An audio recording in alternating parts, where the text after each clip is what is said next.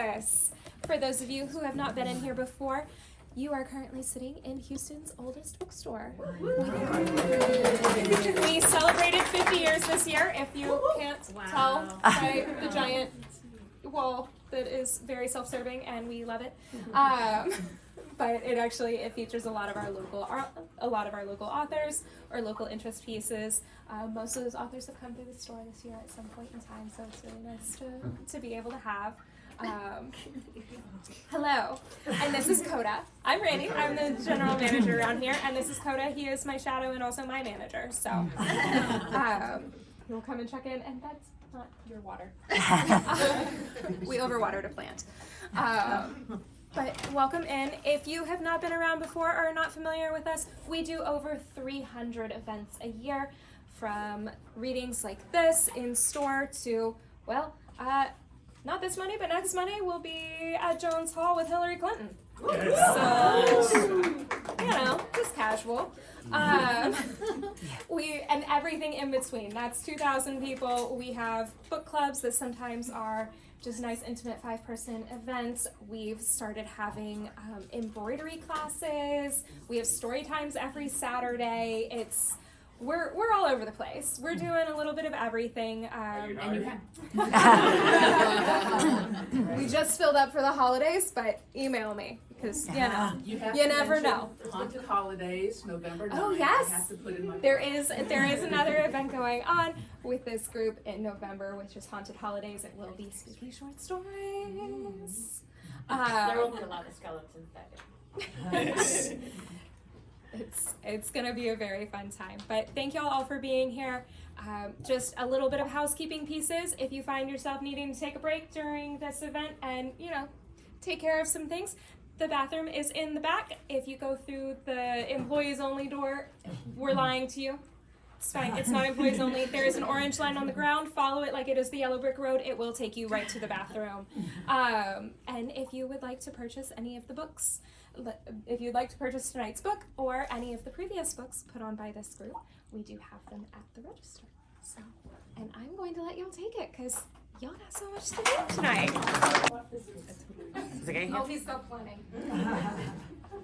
Well, we want to say just thank you to Brazos for having us here. Thank you for WiVLA, our liaisons, Ellen Seaton and Melody, who helped us to get this put together for us to be here at Brazos. And it made perfect sense. We were like racking our brains, like, where should we have this event? Where should we, like, Bookstore, right? We're launching a book. So apparently that didn't dawn on us, So I'm Fern Brady from the Houston Writers Guild, and this event is a collaboration between two organizations, the Houston Writers Guild and Women in the Visual and Literary Arts. And we're super excited that we have been collaborating now for several years. And we are in our second anthology contest collaboration. And we are looking forward to many, many more years to come. And tonight, we have a very special guest. She will be our keynote speaker tomorrow. So if you have not already purchased your tickets, you need to do that immediately. But tomorrow for our conference. But Deborah D.E.E.P. Mouton is an award-winning writer, director, performer, critic, and the first Black Poet Laureate of Houston, Texas.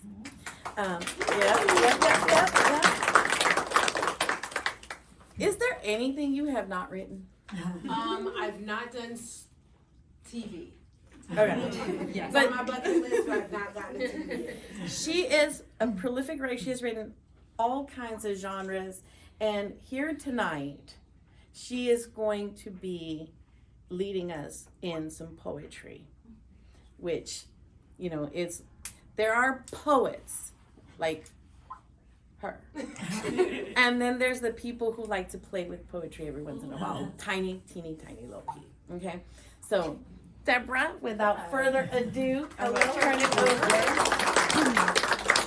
All right, so listen, I have to apologize to you in advance. Is that all right?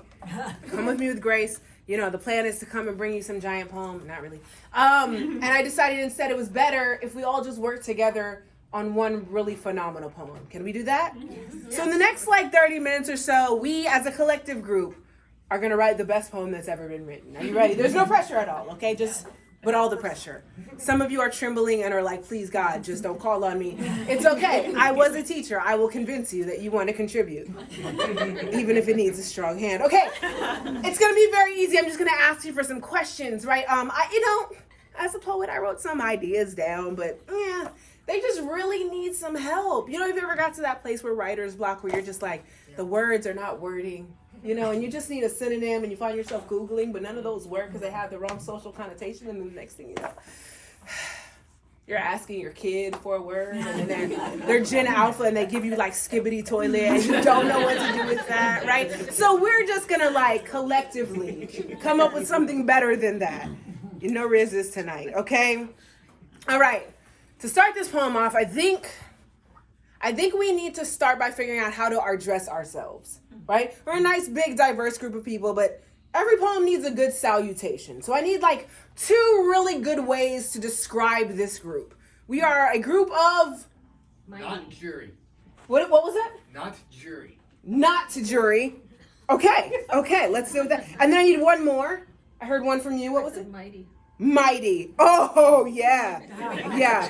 I feel the mighty in here. Yeah, for sure. Okay. So I'm so happy that we're on the right path already, right? See how easy this is? You just say words, I make them work, and then together we're going to make something great, right? Okay. Next thing I need a type of animal. Dog. Let's go. Can we get more specific than just a regular dog? A breed, maybe. Corgi. Oh. Yes. Can I tell you, the more specific you are, the better this thing works, okay? I need one more type of animal. Aardvark. Oh. I'm gonna put them all. Yeah, let's do it. We're going giraffes and aardvarks, y'all. Because you know what? Poems have no rules. That's it. Like, every poet's gonna be like, cringe. Yes, it does. Because poets live by rules, right? But we're gonna break them all today. All right. Okay. I need an abstract emotion, right? Love. That's an abstract emotion. What's an emotion we can pull out of the air that's broad and abstract and full of room? Confusion. Oh. I'm just gonna let you know, when you read this, I'm just telling you, it's already shaping up to something pretty amazing, y'all. Okay, next I need an action word. Now try to pick an action word that's like a strong action, right? Crap. Yes. Yes. Can I get one more? I love that one. I feel like it needs a companion. Sleep. Yes. Sure. Okay. Now listen, I've given you a good little setup to get started. We're gonna go a little harder. Can you do that for me? Just we might have to think about this one. I need to know, for all the writers in the room, what is your greatest fear as a writer? Being accused of plagiarism. Being accused of plagiarism. I like that. Others? I want some other ideas. The blank page. Okay. Exposure. Let's do it. Let's do. Crushed hard drive. Oh my God. Oh. Ordinary. Personal experience. Too hard. We're going all in. Can you tell that I'm going for all of them, right? Deborah, one more. What's up? Artificial intelligence. So you came into my life to tell me about myself is what you did. Because I am terrified of AI. And I don't know why, but I just feel like it's going to put me out of business in every way, right? Yes, AI, and this is becoming better than I thought it was. Okay, I need then, what is your greatest desire as a writer? Packed houses. Ooh, like that one. Time? Immortality. What does that mean for you? Like, what does it mean to be immortal as a writer?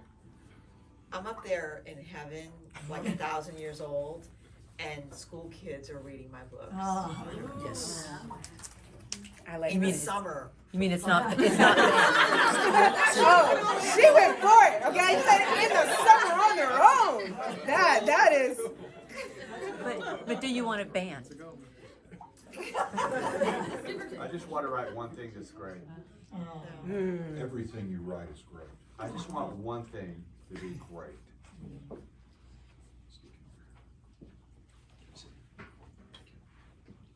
Yeah, I'm sorry. It's like quiet, but it's because you're giving me such good stuff. Okay. All right. I need another action verb. One more. Jump. Jump.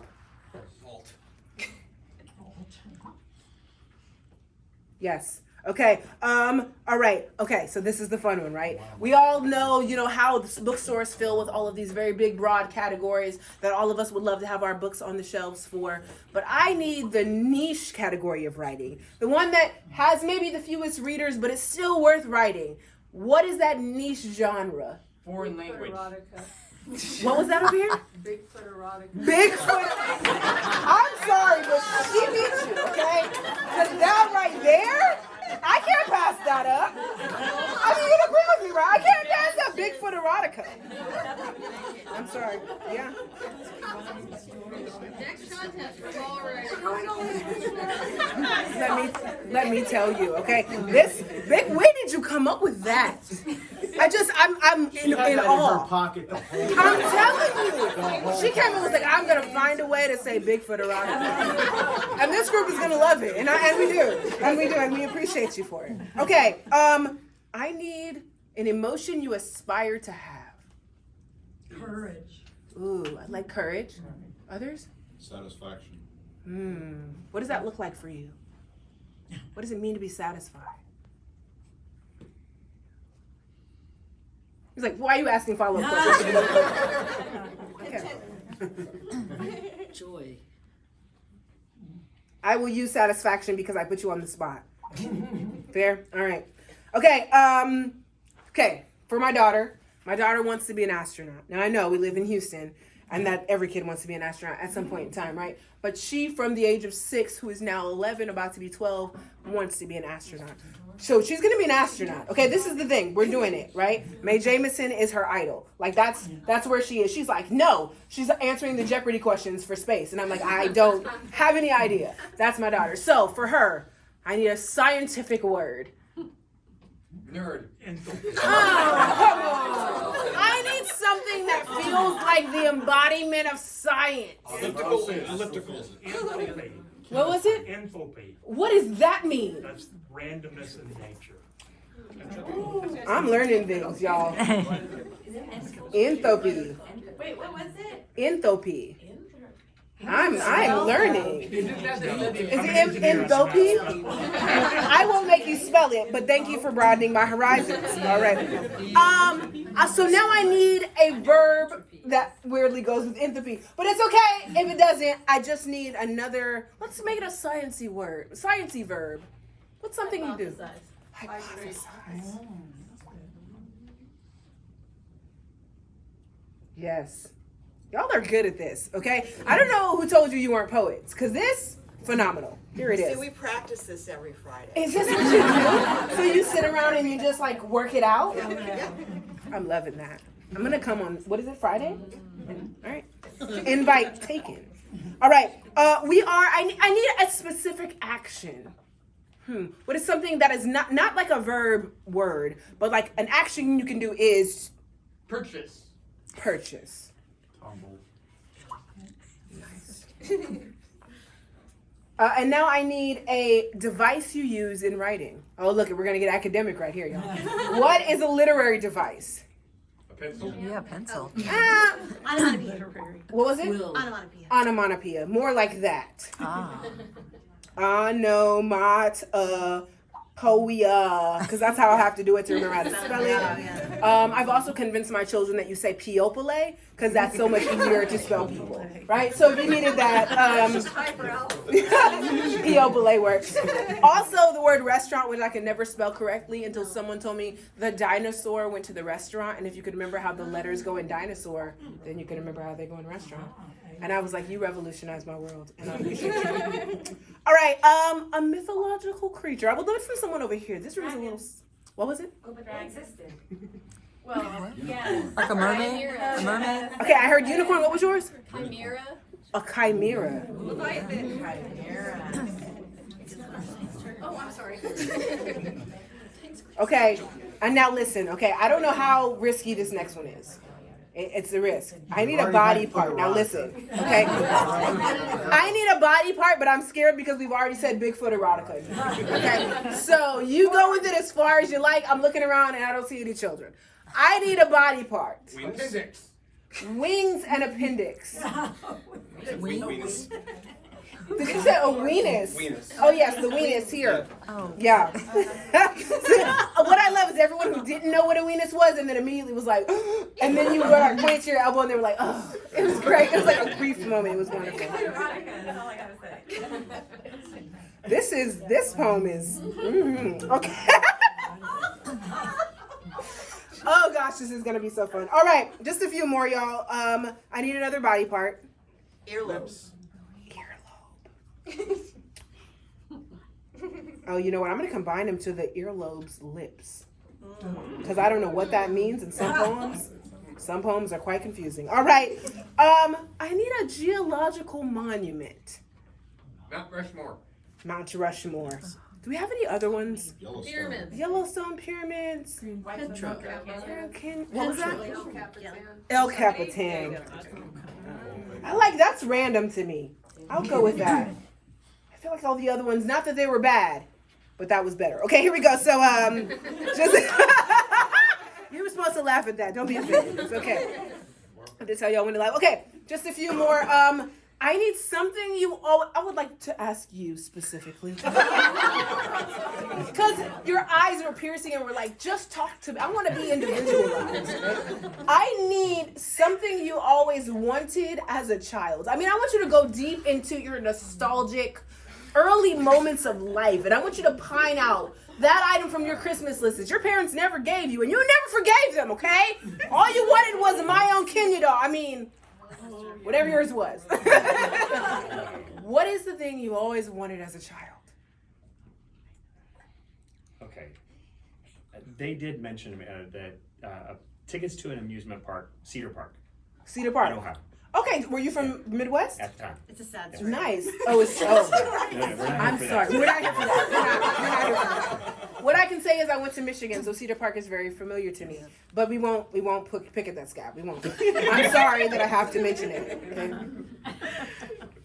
Can I mention I took my kids to Cedar Oh, Park? come on. Just turn the knife on this one. Gosh. That wasn't part of theirs. That's why I asked. Oh. Yes. All right. And then I need an adjective. Illustrious. You are a writer. I can hear it in you. Yeah. Illustrious. All right. This side again, because you guys are the quiet one. They're heavy-handed. They'll go. So I'm gonna come back over here, sir. I'm gonna go with you, and I'm gonna ask you to give me your most irrational fear. The one that makes no sense at all, but no one can convince you otherwise.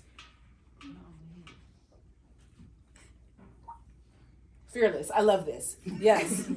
No? Nothing coming to mind? Not really. Okay. Does anyone else over here have an irrational fear? Tree Yes. roaches. Yes. What was it? Tree Absolutely. roaches. No, I do. So several years ago, I saw an image on like Google or Amazon where like a plant had grown in someone's leg and it was like a pod. Ew. And it's not real. I looked it up, but it Please freaked get as me the gratuitous heck as out for like weeks. I like lost sleep over it, and I'm not afraid of anything. Like I jump off everything. I survive car wrecks. I ride motorcycles. Oh my But God. this pod thing growing in my leg was just. It's just like a little, right? Just like a little. It was, and it had like little eyes. I mean, Okay. pod thing. Okay. You got it. I love it and I hate this so much. Oh, You wanted this side of the room. I wanted this and now I see why you're so quiet. Because from over here we've gotten weird pod things going to our legs and Bigfoot erotica. I'm just gonna put it, you knew I was gonna say it again. Okay. Oh. I'll show you a picture later. No. Research. I don't need it. Right, like I'm already like trichodecaphobic, so I don't need anything else. I don't want holes. Don't do it to me. What are you? It's called trichodecaphobia. I think I'm saying it correctly, but it's the fear of holes. So we think of it, yeah. So you think of like a honeycomb, like that makes me. My skin goes no. I don't like it. So there's this this is where I admit I'm a nerd, right? So there's this Funko. Y'all know what Funko are? So there's these small like collectible dolls. They're typically themed towards pop culture, and there's this Funko that's a man covered in holes. And yes, it's exactly what you imagine in your head. And my daughter is terrified of it. And every time we go into like Walmart, for some reason we find it, and we're always like, oh! And then we hide it. We're the reason it doesn't sell, because we hide it in places it's not supposed to be, as if it won't come back for us. And every time, it's right there. It's right there. It's your elf on the shelf. Which is funny because we do Elf on the Shelf every year. Well, then you And need I to write copy a version. well, I write a story for the elf every year. So every December I create this narrative that lasts for 25 days. You know, you get a Halloween one. It's the whole guy. All right. Okay, just about 5 more of these, y'all. Okay. I need a medieval weapon. Mace. Flail. Oh, there's so many maces, I feel like I can't pass it. All right. A writerly object. Cat. A cat? I love it. A writerly object. Journal. Is specific kind of journal? Cat journal. A cat. I'm not here to tell you no. I'm not here to tell you no. All right. I need another literary device. Synecdoche. Synecdoche. Yeah. Mm-hmm. And the $1 million word goes to. Can I tell you, I'm so proud that I know how to spell that one. It doesn't even have to do with anything else. See, and now everyone who doesn't know what a synecdoche is has to go Google. There it is. I'm not here to be the. That's true. It has a CH and not a K. That's the only hint I'm giving you. All right. What is the marker of success as a writer? Fan art. Fan art? The agent from New York. As someone who has the agent from New York, I will say there's some other markers. Okay, here we go. I'm just playing. Okay. Self-satisfaction. Of course, you would say that. Self-satisfaction. And what else do we aspire to? Movie rights. Seeing a stranger read your book, and I heard movie rights. So we'll go with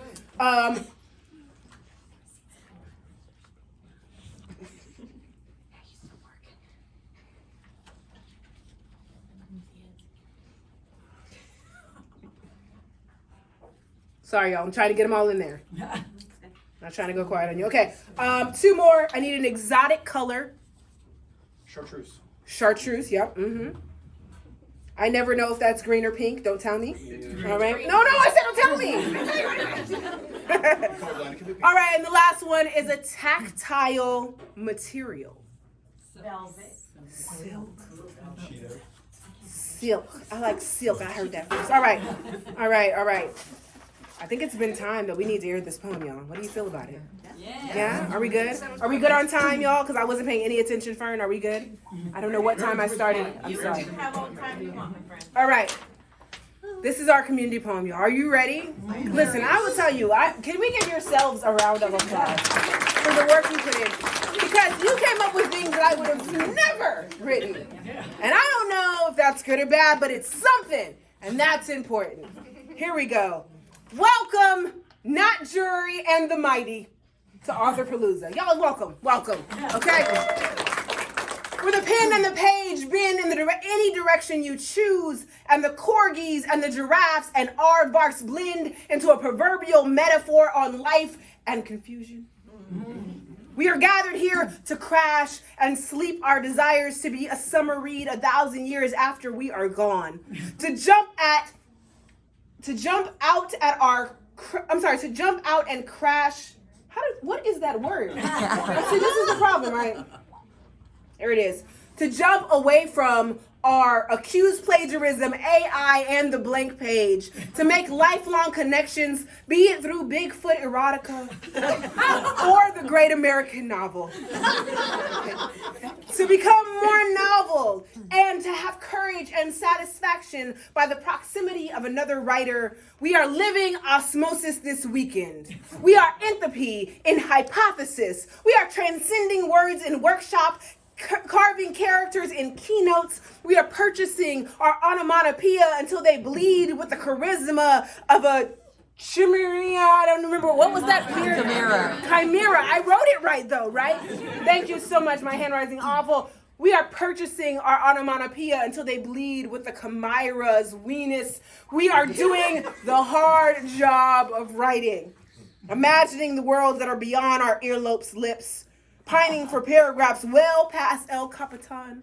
We are testing the limits of our traumas or hiding them well in the fictional archetypes of our heroes. Listen, to be a writer, one must put aside our unfed desires for Cedar Park tickets and be willing to stare the illustrious, growing, eye-dawning pods through our skin in the face for the sake of a story. We are the bravest narrators, history's heroes. We load our maces with cats and cat journals. We dare writer's block to learn our names. We rise early with the taste of grit in our mouths. We go to bed late chewing on the well-masticated synecdoche. I can never say it right. And when all is said and done, when the movie rights, the stranger acknowledgement, and the self-satisfaction have passed us by, or chosen to adorn us with their chartreuse magnificence, we have a story to tell. Our next adventure carved in silk that no one can take away or quiet because we are writers, damn it. And we always have our words ready to wield. Thank you so much. Come on, y'all have a great weekend. Okay, it's just not fair. Let it be noted clear. All right. Huh? Stay in the spirit of Bigfoot erotica and you'll be fine.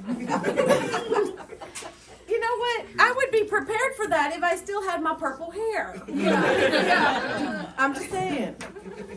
All right, so tonight we are here because some amazing authors were brave enough to put their stories into a contest where some judges took a look and scored them, and then their stories came into a book.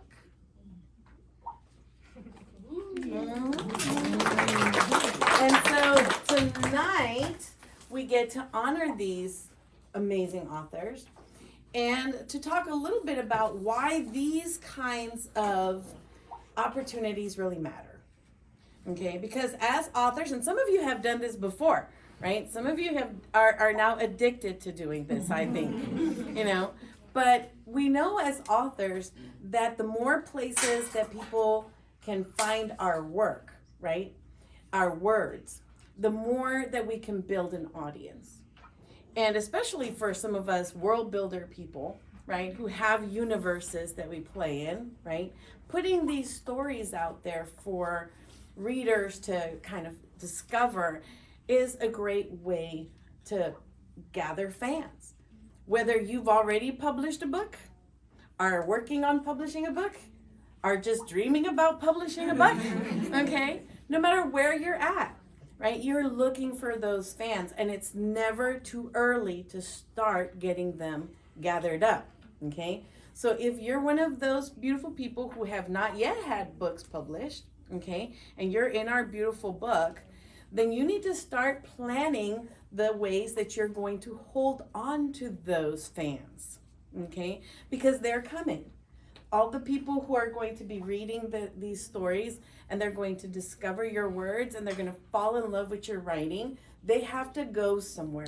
You have to gather them up and hold them, okay? So how do we do that, right? So newsletters, right? Newsletters is one of the ways that we do that. We gather up their emails and we don't bombard them. We make sure we only send out one a month, right? Because we don't want them to be scared away. But we want to give them some more of our words, right? And we want them to get to see our process. And we want them to get to fall in love with us as an author. So newsletters are a great place to go. Social media.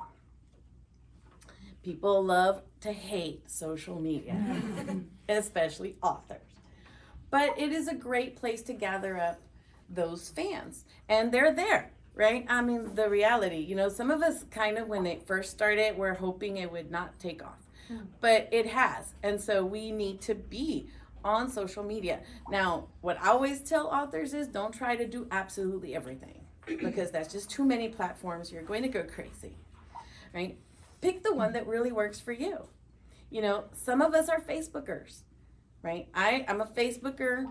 I like Facebook because it doesn't limit the number of words you can do, and I'm wordy, okay?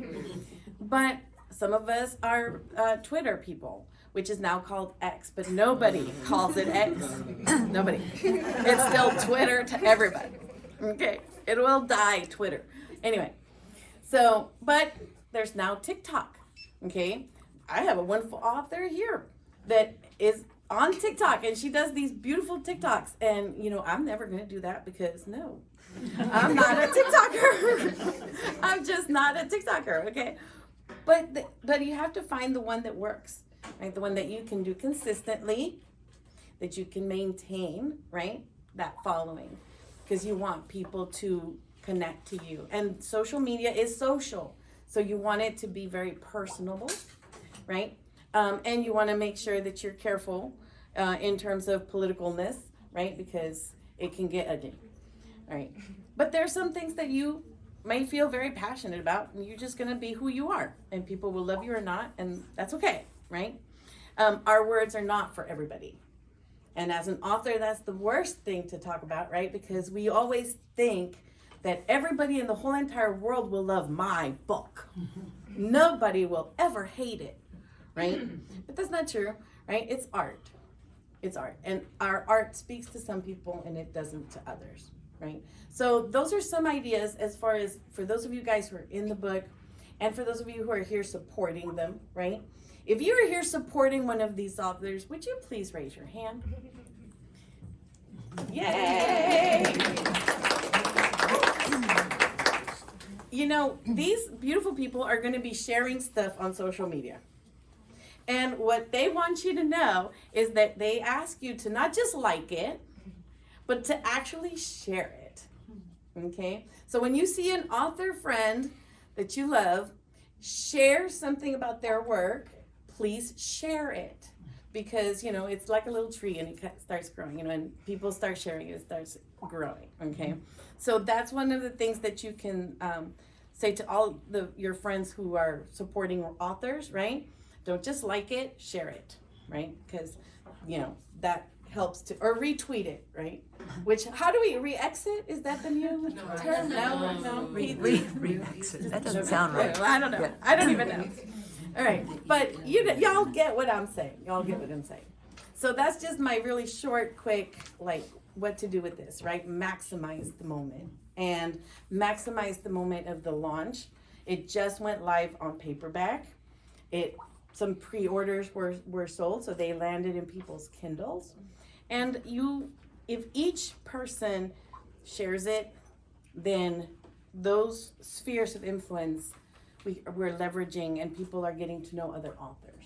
And it does happen, right? Because like one time when one person was like, Fern, you say that people are going to discover my words and they're going to like and they're going to look up other stuff, but I mean, does that actually really happen? And I have proof that it does, because on one of our anthologies, there's a review. I haven't looked at it in a while, so I think it's still there. Because you know Amazon, they like to drop some reviews. But there's a review, and the person said, I bought this and I read all these different stories, and they were good, but this one author, that story was really good. And I looked it up, and he has some books. And I thought, vindication. It works, right? So put your words out there. Now, we come to the wonderful part of the award presentation. So, Miss Ellen Seaton is going to assist in presenting awards with me. Miss Ellen Seaton is the co-chair of WiVLA's literary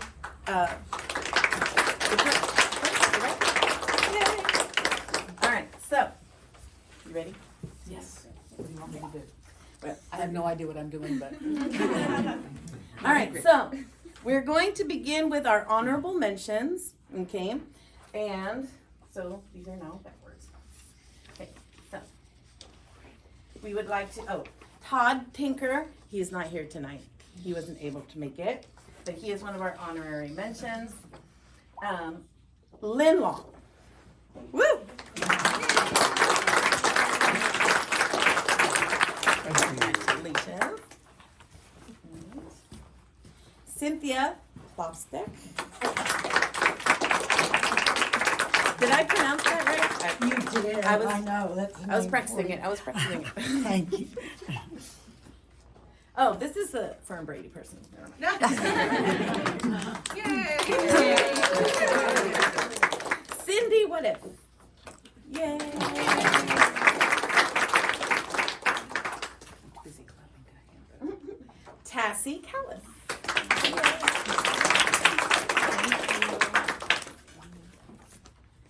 Gail Birkin.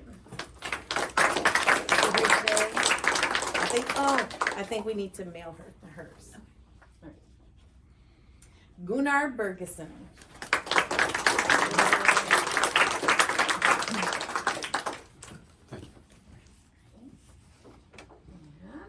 K.M. Sokolsky.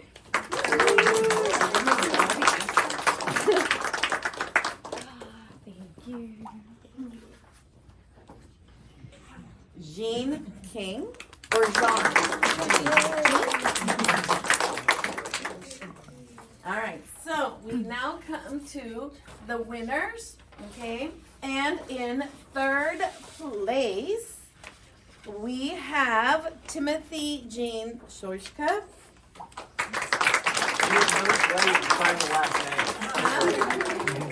Did I get it right? You were close enough. Thank you so much. This is your, wait. Oh, I get a medal? Come on. All right. Wear it proudly. That's right. All right. And in second place, we have Joy Beguine.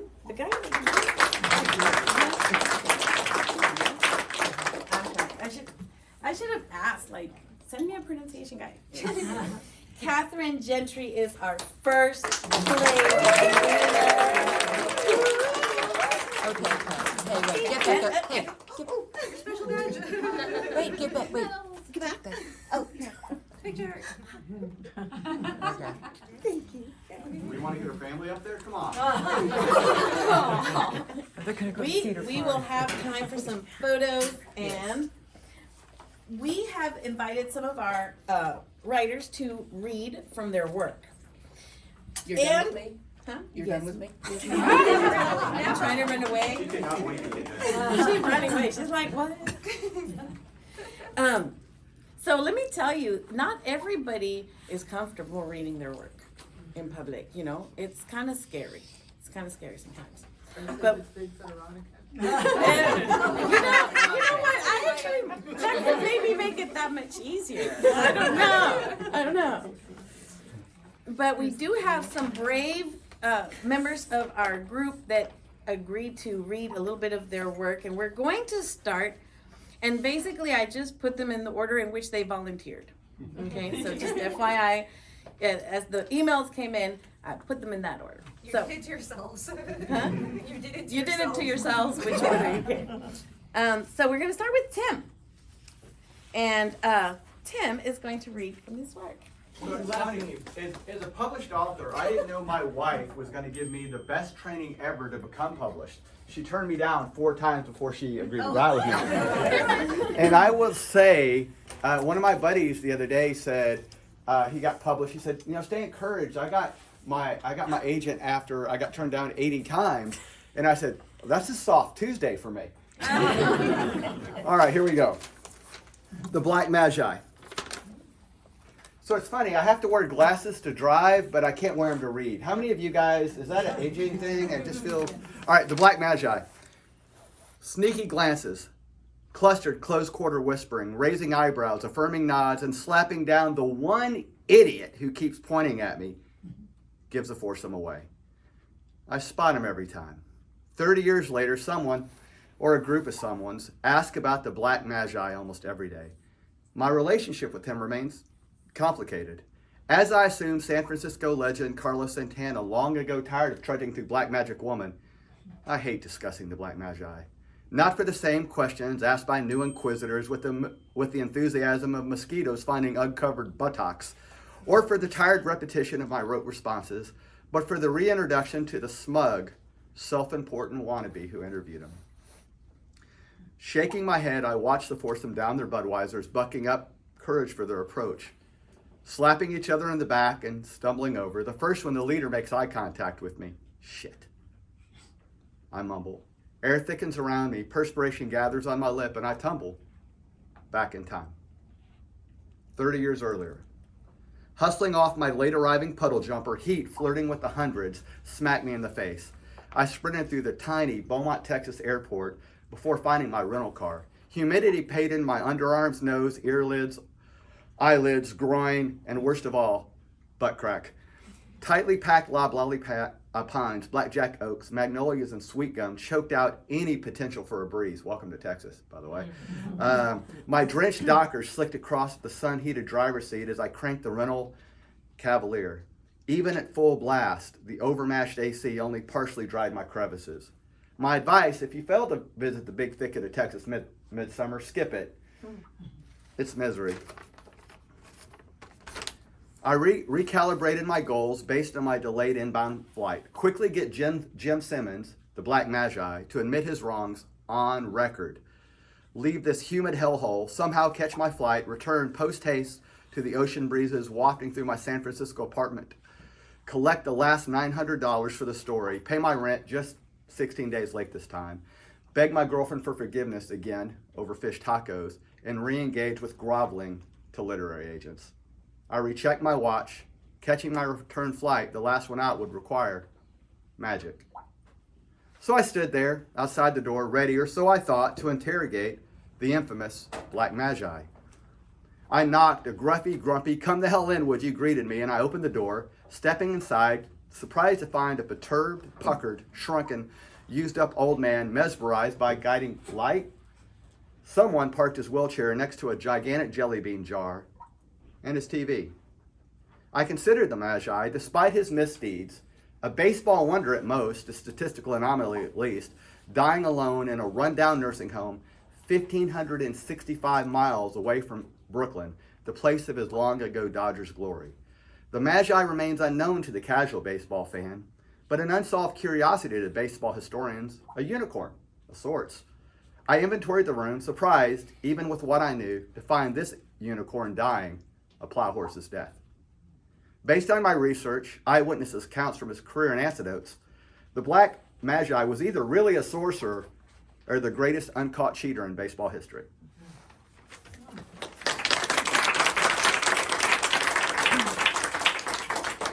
All right, next up we have Tassie Kalas, who is going to be reading.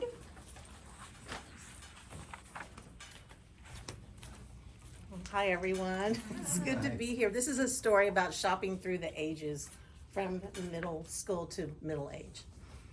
Get whatever you want. My mom and dad are polar shopposites. The messages they sent us about saving and spending when we were growing up in the 70s didn't always add up. While dad believed money was no object when it came to his family and worked hard to make it, mom worked equally hard to save it for a rainy day and didn't even splurge for an umbrella.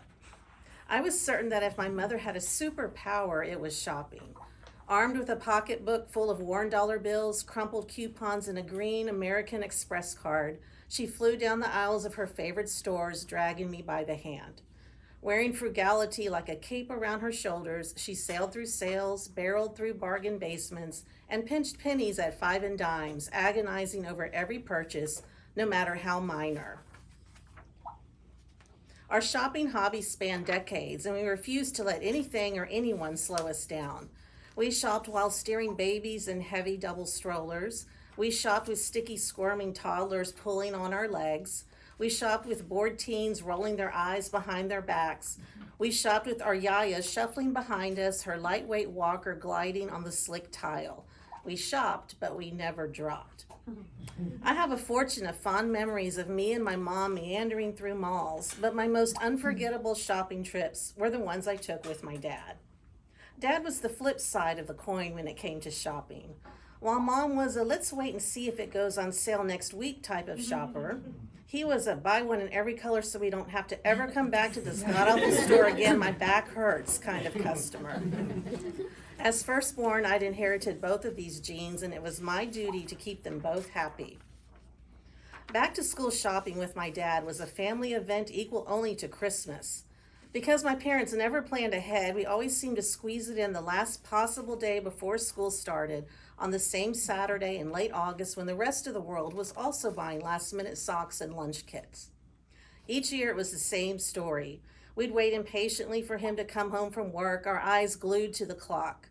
Though my little brother was oblivious to our mounting anticipation, my mom and sister and I looked forward all year to spending time and money with my dad and couldn't wait for him to get home.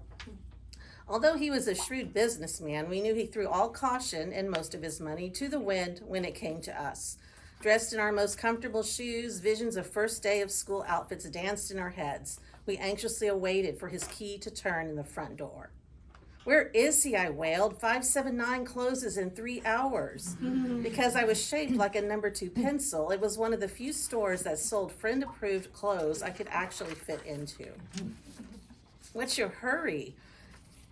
By the time we pulled up to the mall parking lot, I was almost in tears. Ignoring my hysteria, my dad carefully centered his black Cadillac between the lines. The clock glowing on the dashboard blinked 8:22. We have plenty of time. 38 minutes. I'd barely have time to fall into the gap, much less take a casual stroll through Casual Corner before the whole mall shuddered to a depressing close. Before he turned off the engine, I leaped out of the car and sprinted to the entrance of the mall. I soared by Sears, where my brother would shop for Garanimal separates. Flew past Foley's, where my little sister would be bribed with the promise of a toy if she would just trade in her well-worn jeans for a skirt from the Little Miss department. And skidded straight into 579, the fashion mecca for teenage girls. Not even pausing to greet the trendy teen bouncer folding neon tees near the entrance, I raced to the jean rack. Before she had time to discover I was a preteen 0, years away from being a 5 or a 7, much less a 9, I was up to my chin in bell-bottoms and graphic tees. The worker, a teenage boy's fantasy in ditto jeans and a pink tube top, strutted up to me in candy platforms, smacking her gum and eyeing me suspiciously. My eyes fixated on the swell of her tanned left shoulder, where an intricate tattoo of a peace sign made entirely of yellow daisies shimmied and shrugged. She tossed her glossy straight blonde mane over the opposite shoulder and allowed her gaze to travel the length of my pubescent body. I don't know if we have anything to fit you. I lowered my voice so I would appear older, if not curvier, and mumbled incoherently through a stack of denim. Out of my way, Barbie. Huffing and puffing under the mountain of clothes, I hurled myself into one of the dressing rooms and locked the door. Whatever vision I had of the cool new me on the first day of school dissolved into a puddle of sweat and lost hope on the floor of the dressing room as I tried on outfits one after the other. I could see Barbie's frosted toes tapping impatiently under the door. "We're closing in 10 minutes, she announced in a clipped voice. Have you decided yet? The only thing I decided on was that I was undecided. I twirled in a circle in front of the mirror, checking myself out from every angle. From the neck down, I was decked out in the latest fashion, what everybody who was anybody would be wearing the first day of school. But from the neck up, I wore the persnickety shopping face of my mother. Curling my lips and scrunching up my nose, I stared down the mirror where reality glared back at me under the harsh fluorescent lights. The hip huggers didn't hug. The rhinestone-studded butterfly tee that spread its glorious wings on the store mannequin in the window retreated back into a sad cocoon on my bony chest. When Barbie dimmed the lights and cut off Casey and the Sunshine Band mid-booty shake, I knew I had to send out a shopping SOS. Clutching a plaid skirt in one hand and a maxi dress in the other, I ran out of the dressing room towards the entrance and skidded to a stop at the metal gate that was lowered to half-mast. Hidden behind a wall of shopping bags, I could barely see my family, who were sitting on a bench outside the store enjoying Mrs. Field's cookies. My sister held a bright new Holly Hobby lunch kit to her chest, and my brother sported new sneakers. I waved the clothes like a flag to get their attention. Which one? I mouthed to my parents. My mother pursed her lips and squinted at me through the gate, her head whipping left and right, considering the garments in my hand. Indecision flashed across her face. I heard Barbie counting coins behind me at the register. Please make your decision now, she hissed at me. I have a date. She clicked a button and the metal gate inched ominously lower. Get whatever you want, my dad bellowed from the bench between bites of cookie. He whipped out his American Express and shot it like a hockey puck towards me. It whizzed across the slick, shiny floor, sneaking under the gate before it closed completely and came to a stop by my feet. I stared down at the plastic card. All I had to do was pick it up and the whole store was mine. I could get whatever I wanted. The problem was, I didn't know what I wanted at all. Defeated and empty-handed, I limboed under the gate to join my family on the bench where my brother offered me his half-eaten, soggy cookie. My mother sent me a wry smile and shrugged her shoulders. I know how you feel. Witnessing my traumatic experience had no doubt triggered her PTSD, post-traumatic shopping disorder. She patted me on the knee. A little shopping would cheer you up. Decades went by. I outgrew 579 and developed into a mature shopper who could afford to give my own credit card a run for its money. Able to calculate 75% off in my head, but willing to splurge on special purchases, my relationship with retail was a healthy one. When I became a mother with many shopping assistants of my own, I had fewer occasions to visit the mall with my parents, but that didn't stop them from taking their grandchildren on shopping sprees without me. Every time I picked up my kids from a day at Yayi and Poppy's house, the scenario was the same. Poppy said we could get whatever we wanted, my son announced with glee as he showed me the new Playmobil Ford his grandfather had just bought him. My daughter waved a Bratz style in front of my nose. He said I could get this one and her friend too. Want a Shipley's donut, Mom? My youngest stared up at me, her eyes huge through the smudged glasses she wore. We picked up a dozen after we went for ice cream. My mother stopped to pick up the empty wrappers that littered her living room. I tried to stop him, but you know how he is. I knew exactly how he was. That's why, years later, when the tables were turned and I found myself taking him shopping, I was more fearful than my mom at an all-sales final table at Anthropology. I glanced nervously at my dad as we approached the store. Shaped like a bull and just as stubborn, he was going to charge everything. A bell jingled as we opened the door. My dad's eyes lit up as he took in the sparkling array of merchandise on display, and I could see his fingers reaching reflexively for his wallet. He reminded me of myself as a teen at a long-anticipated trip to my favorite store, only this was no 579. Welcome to Medical Supplies for You. What brings you in today? A tiny, frail woman with a mop of curly hair appeared from behind the counter and slowly made her way towards us, winding her way around a bouquet of canes in a giant floor vase. This was 50, 70, 90. And I'll stop here, and you can continue it. Thank you. All right. Up next, we have Lynn Long.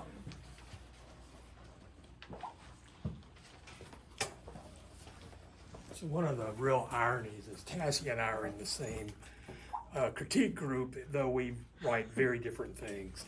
This is called Midnight Reckoning. George Dervin stood by a bridge waiting for the local sheriff, Harlan Jasper, to arrive. The setting sun brushed the top of the trees, sending long shadows across the two-lane highway. The vampire welcomed the coming darkness because daylight sapped his powers, making him as weak as a mere human. He came to life at night. A battered pickup rumbled by, then veered off the road. After two raspy coughs, the rust bucket came to a rest. Its black license plate, caked in Mississippi mud, bore the year 1938 in faded yellow. The lawman emerged, clutching a hefty flashlight. Every inch of him seemed worn, from the scuffed rubber boots to the brim of his towering hat. The dapper vampire wore shiny galoshes, recently purchased for the upcoming excursion. How you doing, George? As well as could be expected, Dervin shook the lawman's gloved hand. Getting late, so we best go take a look. I agree. The men slid down an embankment to a flat ground and followed a pair of tire ruts that passed for a road. Their route paralleled the Chickasaw River and took them north into a forest of pine trees with a few oaks and gums thrown in for color. At the first bend, the river's swift currents had cut a towering bluff into the bank. They headed west and walked along a narrow trail until they reached a hill. Instead of going up, Dervin stepped into a ravine at the base of the slope. "Hold up thar." Jasper led a lucky strike and took a deep drag. The two stood in silence while the sheriff smoked his cigarette. When finished, he tossed the butt to the ground, turned on his flashlight, and led the way. Ferns lined the gully's edge, and moss coated the rocks leading to the mouth of a cave. A craggy overhang shaded the opening. Both men ducked to get under it. Once inside, a spacious chamber with an 8-foot-high ceiling greeted them. A small waterfall at the back of the room gurgled, and the runoff flowed through a branch on the right side. Jasper followed the stream into a narrowing funnel. Rocks jutted out from the sides, forcing them to weave their way through. "Damn, I should have wore waders." The sheriff shined his light to show thick muck with the consistency of peanut butter almost reaching the top of his boots. "I should have flown." On normal days, Dervin transferred into a bat for this trip. He adhered to the ancient customs where vampires maintained a detached air, their attire impeccable and their emotions concealed, betraying no glimpse of their inner world. Wading through the mud soiled this tradition. After crawling through a small opening, the two entered the roost. A boxcar could easily fit inside the room if someone could figure out how to run the tracks. An undulating mass of bats covered the chamber's ceiling. "A million years, I'll never get used to that smell," Jasper said. A mixture of guano and decayed carcasses carpeted the floor. Dervin's crisp strides led the way to a turnoff in the darkened cavern. The entire underground structure extended for at least 3 miles. Apart from the primary artery, most of the cave lay unexplored. The vampire led his way through a tortuous passage to a concealed crevice. The two squeezed through and entered a closet-sized room. At the far end stood a screen door. Dervin opened it, and they climbed a carved staircase into a large room. Unlike the rest of the cave, these walls were smooth and perpendicular. Once the outside sun set, the vampire needed no illumination, but he lit 2 lanterns out of politeness. A sturdy wooden structure, much like bunk beds, lined one wall. These shelves supported 9 primitive coffins resting on burlap sacks. The lid from one lay on the floor. The pair walked over to the open casket. "This is how I found it earlier today," said Dervin. Beneath the box, a tear in one sack had allowed some of its contents, rich black soil, to dribble out. The coffin contained a shriveled figure of skin and bones. Neither man said anything for a long minute.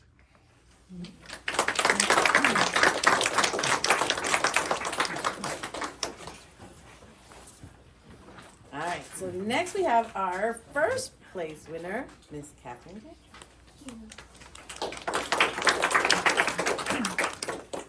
Okay, my story's called Shimmer.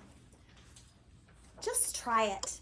Lucy swept her finger across the sample of sparkling makeup and reached out to touch her mother's cheek. Evelyn stared into the mirror, the lines etched into her face, glaringly obvious in the harsh light of the new cosmetic store called Shimmer. A ridiculous name for a store in Evelyn's opinion. She'd agreed to Lucy's suggestion as a fun mother-daughter activity, but the whole idea of a makeover was absurd. A bit of glittering gold powder could never be enough to turn her into a different person. Lucy stood waiting, eyebrows lifted, punctuation for a question she hadn't asked. The sign on the wall flashed neon pink, more of a blaze than a shimmer. "I'm fine just as I am," Evelyn said. If only that were true. Lucy brushed the powder carelessly onto her own face and snapped a photo. A mirror selfie, she said, then wandered further down the aisle to examine a row of lip glosses from some celebrity's new beauty brand. The pounding bass of a song Evelyn didn't recognize reverberated off the mirrored walls and exacerbated her headache. A salesperson approached, dressed all in black, with heavy black eyeliner and lips painted the color of the blueberries Evelyn had eaten for breakfast. The salesperson pointed to a product next to a sign that said wrinkle resistant. It sounded like a laundry detergent. "You might want to try this one, ma'am," the blue lips said. Evelyn turned to see if the lips could be talking to someone standing behind her, someone much older. There wasn't anyone there. 50. She could not be half a century old. The big 50, older than she'd ever meant to be. People set goals for when they turned 25, 30, even 40. At those ages, the future seemed still vast and unwritten, open to interpretation and new plans. But 50-year-olds, that was another story. 50-year-olds only seemed to talk about their kids, or even scarier, grandkids. They talked about what they would do in retirement, buying condos on the golf course and planning those damn river cruises they advertised on PBS. She just couldn't do it. She wasn't ready to pull over into the slow lane and let everyone pass her by as she took in the scenery. Evelyn was tired of the mall, tired of the crowds, tired of the store filled with impossibly young-looking people trying to be more beautiful. Most of all, tired of being herself. Lucy wanted to help her out, and Evelyn knew she meant well, but Lucy, being 23, couldn't possibly understand how it felt to be her age. That was fun, Evelyn said, as they sped down the freeway and back to Lucy's apartment. She hoped her voice sounded more enthusiastic than she felt. Lucy accelerated suddenly, zipping across 2 lanes of traffic on the freeway. Evelyn bit her tongue to keep from commenting. Lucy was an adult, with a job and an apartment, she reminded herself. She drove herself places every day. I see you gripping the door handle, Lucy said with a half smirk on her face. I might have a broken heart, but I can still drive. Evelyn was only in California for the week. To check on Lucy, she told George, to help her get over her recent breakup, do a little mother-daughter bonding. She was staying in Lucy's apartment. George hadn't completely understood why she needed to be there, but lately, he didn't seem to understand much about her at all. Evelyn adjusted the air conditioning vent on the passenger side, trying to get more air to blow in her face. The car was hot and suddenly stuffy. Whether it was menopause, Los Angeles in July, or something she couldn't name, she wasn't sure. It had all started with the bags. George had wanted to ask Evelyn about them, but he didn't know how. Made of brightly colored woven fabric, the size of an airline carry-on, the 2 matching tote bags sat on the kitchen table for a week. These days, he and Evelyn ate almost all their meals sitting in front of the TV, so other than a cursory sniff by the cat, the bags remained undisturbed. George sensed they might be important, but over 20-plus years of marriage, he had learned not to confront Evelyn directly about her purchases. It wasn't that he minded her making decisions without him, he just wished he could understand why. She seemed to take his questioning as casting doubt on her decision-making ability. It had gotten worse since she retired from teaching. Often he would come home from work to find something different, with no explanation and no apparent need for it. Sometimes when he came home, he would find a room completely rearranged. Once he'd gone on a 2-day business trip and returned to find the entire living room painted a startling shade of yellow, bright as a school bus, with a collection of Italian ceramic plates he swore he'd never seen before hanging on the wall. The bags were there, and apparently would be until he figured it out. Evelyn, he called out one evening from his usual seat in front of the TV. The baseball game was on, and Evelyn had gone to the kitchen to put the dishes in the sink. Are you going to do something with those bags, or are they for decoration? He tried to infuse his question with humor. It hadn't worked. There was a lot of banging and clanking of dishes. He went into the kitchen and dried one of the pots with a dish towel. I don't know what you want me to say, he offered. That's just it, George. By now you should. When he said nothing, reluctant to confess his ignorance, but fearful of hazarding a guess that turned out to be wrong, she stomped off to the bedroom. After more banging and slamming of drawers, she emerged with her suitcase packed and one of the colorful bags slung across her shoulder. I'm going to stay with Lucy, she said. When will you be back? She didn't answer. Instead, she rolled the suitcase out the door and closed it gently behind her. George thought about the time with the yellow paint, how he'd spent a week of nearly sleepless nights on the couch. He remembered the reflection of each passing car's headlights through his heavy eyelids as he dozed and dreamed of jostling along the road in an old school bus. Shouldn't you call Dad, Lucy asked, as her mom unloaded the peaches from the farmer's market they'd visited from her brightly colored bag. The bag seemed to be a big deal to her mom. It was pink and green, woven with bright orange stripe, and she'd been clutching it when Lucy picked her up at the airport. It was weird that her mom hadn't said anything about her dad. She'd been staying in the apartment for 3 days already. Lucy couldn't remember them ever arguing. It just seemed like her mom was always busy doing something. Now that she'd retired from teaching, she didn't have as much to do. Ansel always said her mother was the kind of person who needed to be needed, which had seemed harsh, but now she could sort of see what he meant. Her offer to come and stay had seemed like a great idea. It had been mostly fun, and her apartment had never been cleaner, but spending alone time with her mom and the advice she doled out was a lot. I like what you've done with the kitchen, her mom said, wiping the faux quartz countertop with a reusable kitchen towel. I never would have thought you could make this pink work in here, but it really shines. Her mom's phone with that awful lock screen of Lucy when she was 12 vibrated violently on the sparkling countertop. Her mom ignored it. "Have you seen my blue socks?" Lucy rummaged through the laundry basket filled with clothes laundered and carefully folded by her mom. "I threw them out," her mom said, adding a folded towel to the basket sitting on the table. "There was a hole in the toe. Nobody could see it, but you'd know it was there." Lucy pulled out a different pair of socks from the basket and sat in her new kitchen chair. It was lime green and a little wobbly, but Lucy loved it. She'd picked it out at a thrift store last week. Redecorating helped her not to think about Ansel. "He wasn't good enough for you," her mom said, wiping an invisible smudge on the countertop. She said that about 100 times in the past 3 days and looked ready to begin another lecture Lucy didn't want to hear. "I'm going for a walk." Lucy reached for the shoes she'd left under the table. They weren't there. "Good idea. Get your heart rate up to get over your heartbreak." Evelyn laughed awkwardly. "Do you want to try those hand weights I got for you? They strap on your wrists. They're in the basket, the one I bought to keep you organized." "I am organized," Lucy said, feeling a 13-year-old again. Her mom was always trying to make things around her and the people they belonged to better. It could be exhausting. Maybe that's how her dad felt. "A 10-minute tidy does wonders. You remember when you were little and we used to do that?" She started humming the song. Lucy thought of her dad again as she found her running shoes placed by the door, laces neatly tucked in. She needed to get out of here before she said something she would regret. Her mom got the basket, placed it ceremoniously on the floor. Inside, the weights rested next to a bottle of organic sunscreen. Lucy picked up one of the weights, unzipping the Velcro with a ripping sound. She thought about how it would feel asking her mother to leave, then refastened the Velcro tighter than it had been and set the weights on the counter. "You're not going to leave them there, are you?" her mother said pointedly, staring at the weights. "Put things back where you found them. That's what we do." With hands on hips, she looked and sounded just like the 6th grade teacher she'd been for nearly 30 years. Lucy dropped the weights into the basket with a clunk, breaking the bottle of sunscreen. Her mom grabbed the weights, ran to the sink, scrubbing ferociously, clearly expecting Lucy to help. Instead, Lucy walked out the door without the weights and without her mother.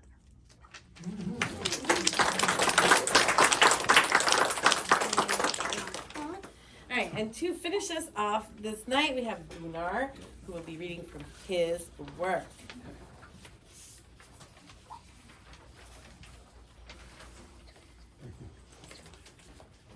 Well, mine is very short. I chose just to read the beginning of my story that I'm pleased to have published here. It's called Getting Bob's Attention. After 18 months of sorting through rumors and searching through records, 3 months of seeking answers from someone in the Army, and then 4 weeks of cautious emails, I was finally going to meet, quote unquote, Bob. This was no typical interview, and I was apprehensive to say the least. In my journalistic career, it was a mix of science, finance, and feature reporting. I'd always pursued any leads on unusual phenomena, no matter how far-fetched they seemed. I think it began when I was a kid and obsessed with anything unusual, whether a Ripley's Believe It or Not item or just an unbelievable yoga pose posed by my aunt. But I always chased these stories about people with super memories, behavioral similarities between twins who didn't grow up together, and others on the extreme periphery of what we consider normal, like those who claim to be able to precisely control their body temperature or heart rate. Of course, many of them turned out to be fakes or exaggerations, but I kept at it anyway, driven by a need to find these extremes of existence. And Bob's case was as extreme as anything I'd heard. He had set several ground rules for our meeting, including that I not mention the city where we met, but he let me say it was in Texas. I don't know if he lived there or just came there for the meeting, and I knew I couldn't ask. Thank you. Well, thank you so much for coming tonight and sharing this evening with us. And thank you for D.E.E.P and the beautiful, beautiful poem that we co-wrote together. And that's it for this evening. And if you would like a copy of the book, which everybody in here should definitely purchase a copy of the book. And you go do that with the Brazos beautiful people, and then we can have some of our authors sign. And that way, you know, when we're super duper famous, you can be like, hey, now this $15 investment, you know, turned into like 5,000 because look at these signatures. I mean, you know, we could dream, right? We can dream. Thank you so much, everybody. Thank you so